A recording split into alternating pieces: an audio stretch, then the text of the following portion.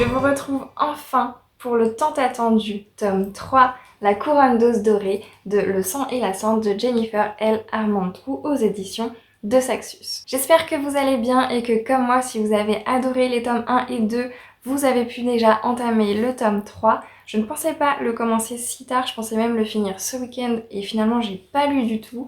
Mais j'ai commencé hier et franchement j'avance. J'avais oublié à quel point c'est un page turner, vraiment l'écriture de l'autrice fait qu'on tourne les pages, ça passe extrêmement vite. En très peu de temps, j'en suis déjà à la page 130 et chapitre 9. Je viens de débuter le chapitre 9.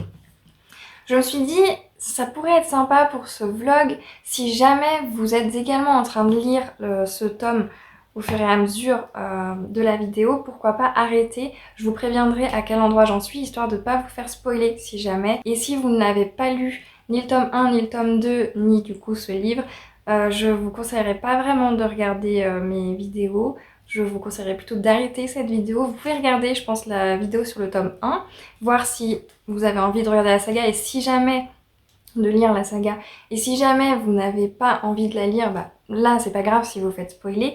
Mais si jamais vous comptez la lire un jour, je préfère prévenir qu'il risque d'y avoir des spoils. J'évite au maximum, mais on est quand même sur des tomes 3 là. Donc c'est compliqué de pas vraiment parler de ce qui se passe. Mais pour revenir à mon idée initiale, n'hésitez pas si vous êtes en plein dans cette lecture, je vous dirai au fur et à mesure où est-ce que j'en suis. Donc n'hésitez pas si vous voyez que j'en suis plus avancée que ce que vous êtes, à arrêter la vidéo et à la reprendre à un autre moment, ça peut être plutôt sympa. Sur ce donc, je l'ai commencé, j'en suis à la page 130, chapitre 9. Qu'est-ce que j'en pense déjà? Eh bien déjà, j'aime toujours autant la plume, j'aime toujours autant les personnages, j'aime toujours autant l'histoire. Effectivement, j'avais oublié à quel point ça se tournait vite, c'est addictif en fait, c'est vraiment addictif. J'ai du mal à arrêter ma lecture. Je suis plus trop dans ce mood de boulimie livresque à ce moment, donc c'est vrai que j'avance beaucoup moins et que j'ai plus de facilité à arrêter ma lecture.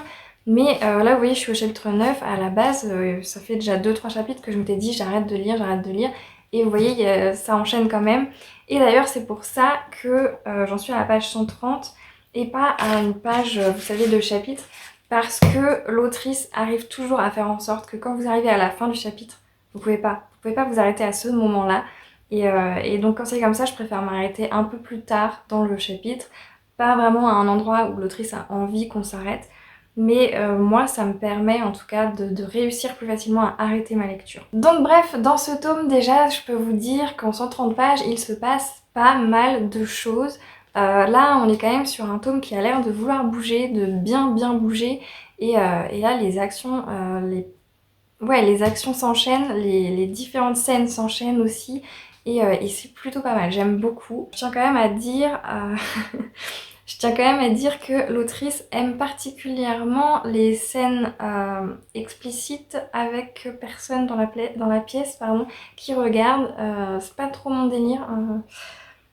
Qu'il fasse un plan à 3, c'est une chose. Par contre, que l'on ait une relation entre deux personnes et qu'il y en ait une autre à côté, déjà je crois que c'est dans le tome 2 où c'était arrivé, mais là il y avait une situation, il y avait effectivement quelque chose qui faisait que là il n'y avait pas trop le choix vis-à-vis du vampire. Mais là on est quand même sur autre chose et j'ai pas eu cette impression, je l'ai pas autant ressenti, ce besoin que l'autre soit là pour surveiller que tout se passe bien. Donc c'est vrai que là c'était vraiment... Je sais pas, je sais pas trop où veut en venir l'autrice avec ça. C'est vrai que je suis pas trop à l'aise avec ça, c'est assez bizarre. L'autrice a l'air de bien aimer apparemment, qu'il y ait un peu ce côté voyeur, ce côté un peu intrusion dans l'intimité des personnages. C'est une façon de voir les choses. Écoutez, je verrai où ça mènera, parce que moi ça me laisse quand même à penser que le couple duo finissent en trouble, du coup, pourquoi pas. Peut-être que pas du tout, hein, peut-être que ça va juste rester à le troisième et là juste pour venir en cas de besoin si l'un des deux n'arrête pas de boire, mais quand même, je sais pas quoi vous dire mon ressenti là-dessus. C'est vrai que dès le début comme ça j'étais pas trop prête à ça, je pense. Mais sinon vraiment j'aime toujours autant, donc je sais pas quand est-ce que je vais avoir le temps de relire. En parallèle je lis en plus des BD une journée par jour, donc c'est vrai que je suis pas sûre trop de lire. Et en plus comme je vous le disais, je suis vraiment plus dans ma boulimie livresque où je lisais. Là c'est vrai que j'ai envie de faire d'autres choses à côté en ce moment, je suis dans une phase où j'ai envie de faire d'autres choses. Donc c'est dommage parce que j'irai peut-être pas aussi vite que je le voudrais. Et peut-être qu'au contraire, à un moment donné, je vais commencer ma lecture et je vais pas pouvoir arrêter. Donc on verra bien. Petit update, j'en suis à la page 268 au chapitre 17 si je ne me trompe pas. Ouais, c'est ça. J'en suis donc au chapitre 17, toujours la couronne d'os dorée. J'ai pas énormément pour l'instant de choses à vous dire, il se passe quand même pas mal de choses, on bouge pas mal, là on a déjà fait plusieurs endroits différents. Là où j'en suis, on vient quand même d'arriver à un endroit, on se calme un peu, on se pose un peu. Par contre, il y a une chose qui m'a frappée, que j'avais pas forcément remarqué plus tôt. Alors est-ce que c'était pas le cas? Je pense que si. C'est juste que ça m'a frappée seulement là maintenant.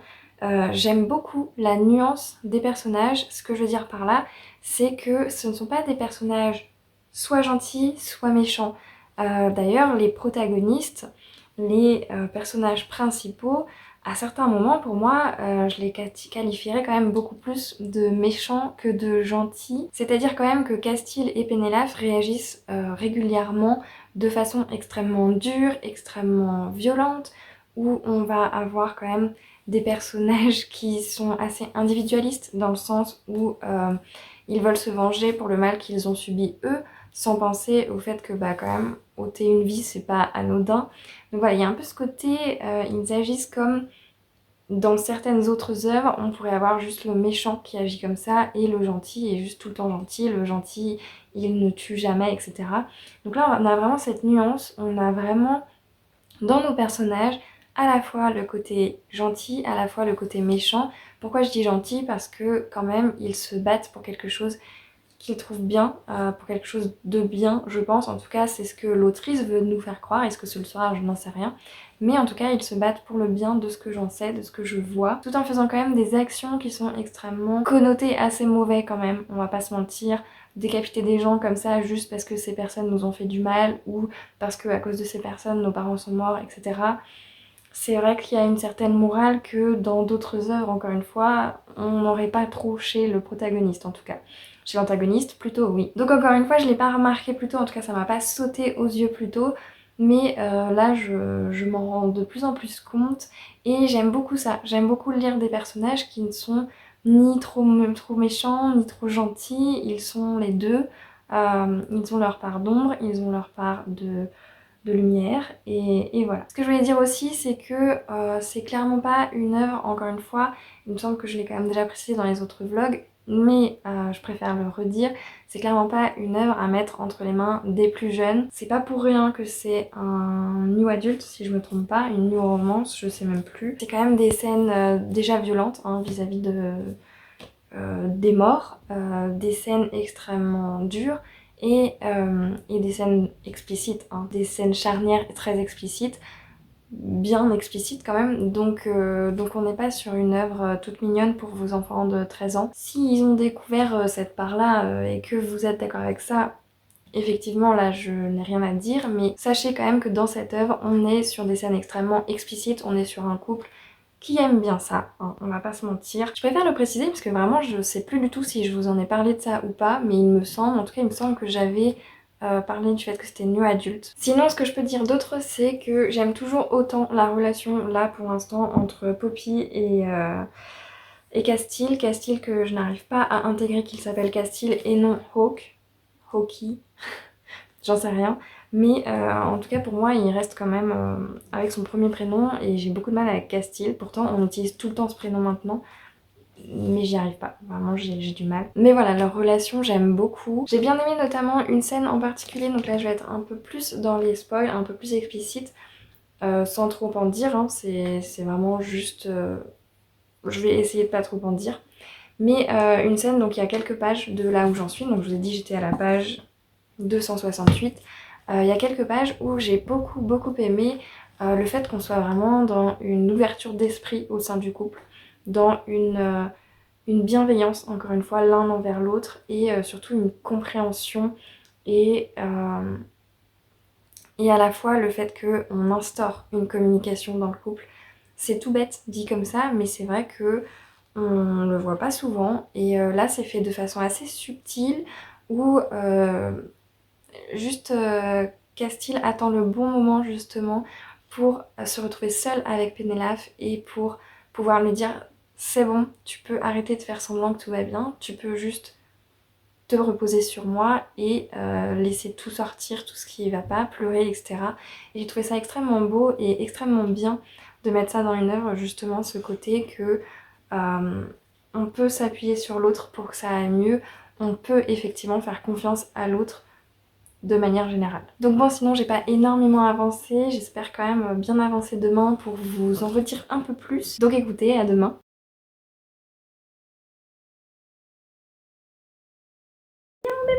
Oh, tu es belle. Elle est belle ma Liline. Oh là là là là. Oh là là là là, qu'elle est belle.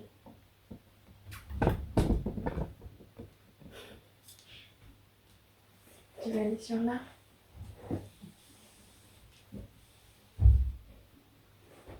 Je vous retrouve enfin pour vous parler de la couronne d'os dorée de Jennifer L. Armentrout. J'ai un peu avancé.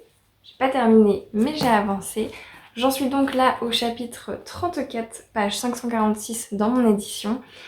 Et écoutez, là, j'ai des petites choses à dire. Alors pour commencer, la première chose que j'ai remarqué, c'est que c'est horrible à dire parce que j'adore cette saga, mais à un moment donné, je me suis ennuyée dans ce tome.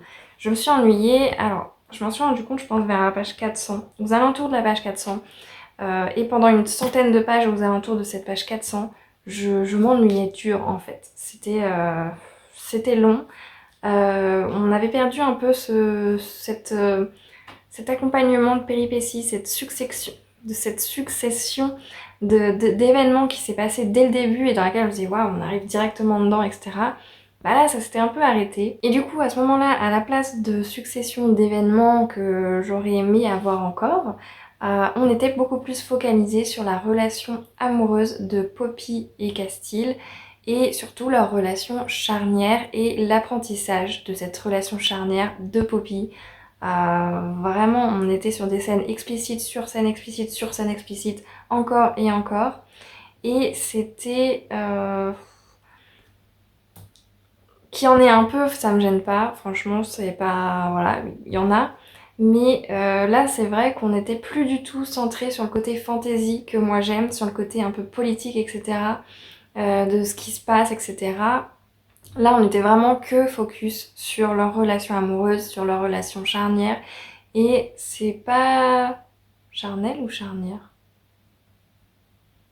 J'ai un doute. Mais du coup, on n'était plus du tout sur ce que j'avais envie de lire à ce moment-là.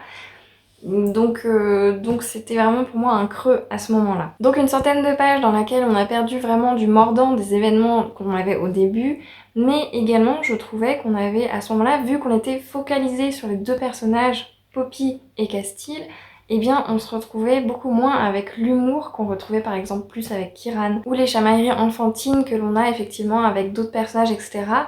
Là, vraiment, d'être centré que sur ces deux personnages principaux, là, je trouve que ça a un peu enlevé à ce moment-là, dans ces pages-là, en tout cas vers cette centaine de pages-là, je trouvais vraiment que c'était long. Alors, si vous aimez tout ce qui est scène explicite, vous aurez votre content hein, à ce moment-là dans ces pages, mais c'est vrai que ça aurait été des scènes peut-être plus espacées dans le temps, ça aurait été bien, mais là, vraiment, c'était... Ouais, je dirais un creux à ce niveau-là où on était centralisé sur les personnages principaux et ça m'a un peu dérangée malheureusement. Mais à peu près au moment où je me suis rendu compte de ça, que je commençais vraiment à m'ennuyer, que ça commençait à être un petit peu long d'être centré sur les personnages principaux, des événements ont commencé à arriver, pas tant des événements waouh il s'est passé quelque chose de fou, mais là on a commencé à effectivement se retrouver avec le reste du monde et pas seulement avec les personnages principaux. Donc Poppy et Castile ont commencé par exemple à rencontrer d'autres personnages, etc. Et ça me plaît déjà beaucoup plus, c'est déjà beaucoup plus intéressant le fait qu'il y ait des interactions avec d'autres personnages. J'ai aimé la discussion avec le roi et la reine d'Atlantie, surtout avec la reine, qui a été je trouve super intéressante. Et évidemment, là, ce qu'il se passe au chapitre 32, les gars, je trouve ça dingue. En fait, ce qui se passe là au chapitre 32, j'ai adoré. J'ai adoré les hypothèses qu'on peut en tirer, le fait que là, à nouveau, on replonge dans le livre où on se dit qu'est-ce qui va se passer, qu'est-ce qu'il est possible qu'il se passe, Enfin voilà, on peut avoir plein d'hypothèses à nouveau, on a encore une fois ce côté un peu politique de ben voilà, il faut des stratégies, il faut plein d'hypothèses partout, dans tous les sens, etc. Et ça, c'est ce que j'aime dans cette lecture, c'est ce que j'ai aimé dans les premiers livres aussi, le fait d'avoir cet univers fantasy, politique, etc. Et là, je commence enfin à le retrouver, à me dire, ça y est, il va peut-être à nouveau se passer des trucs intéressants. Et pour le coup, ce qui se passe au chapitre 32, c'est super intéressant. Là, ce qui va se passer, le moment où elle fait un câlin à un certain personnage, voilà, cette vidéo, je veux bien qu'elle soit spoilante, mais je vais éviter de trop en dire au cas où certains essaieraient peut-être quand même de se dire c'est pas grave si je me spoil. J'ai pas trop envie non plus de spoiler. Donc vraiment, sachez qu'au chapitre 32, moi j'étais en mode waouh, c'est trop bien, je veux savoir la suite, je veux savoir ce qui va se passer. Donc voilà, j'en suis là, je vous ai dit page 546 et j'espère terminer assez vite. J'ai très très hâte de lire la suite. Et plus j'avance et plus je me dis je vais lire la suite en anglais. Est-ce que le niveau ne sera pas trop compliqué pour moi? Il y a des chances, mais on va essayer.